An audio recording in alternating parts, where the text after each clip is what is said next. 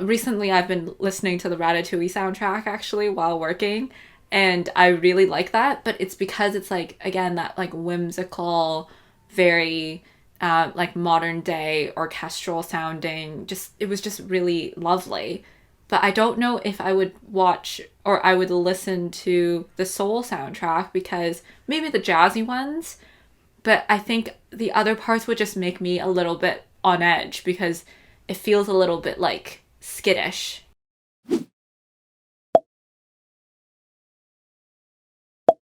I actually did try to listen Mm. to the soundtrack while working, but it just, because especially like the last half of the film, maybe some of the more instrumental music that wasn't jazz, it sounded a bit more like, "Ugh," like we're running, and like it just felt a little bit more. Like anxiety inducing? Yeah, but not really. It just felt anxious, but not anxiety inducing necessarily. Just not like pleasant to have as background music. Yeah, something like that. Another thing I thought was interesting about the music is that, like, we talked about how the main character is not a child, it's a man, a grown man. And this, it seemed like maybe this was a way for Pixar to try to get an audience that was not as young. Like, always Pixar films are going to be watched by all ages, just because if your kids are watching it, the parents are probably going to be watching too, maybe the grandparents, whatever.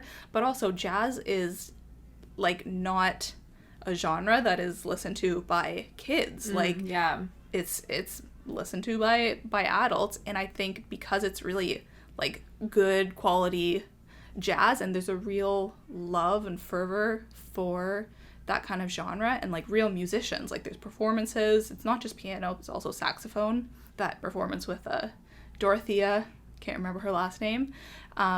So maybe that's a way to get more people to be interested in the film if you're a jazz lover.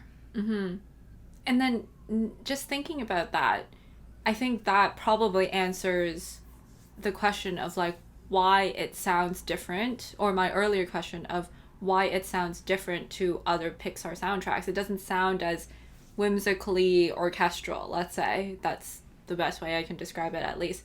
Maybe because it feels more like an adult, older Pixar film.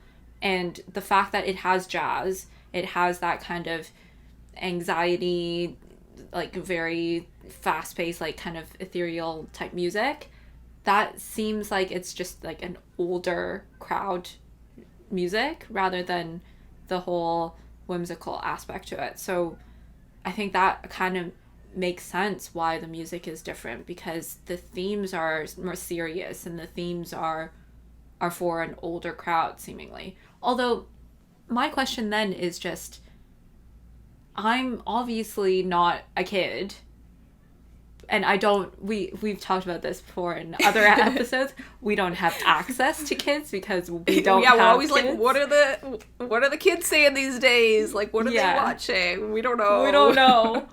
But I'm just thinking, like, if I were a kid, what would I think of Soul?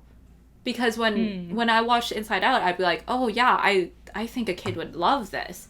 But I think a kid might get really bored of Soul.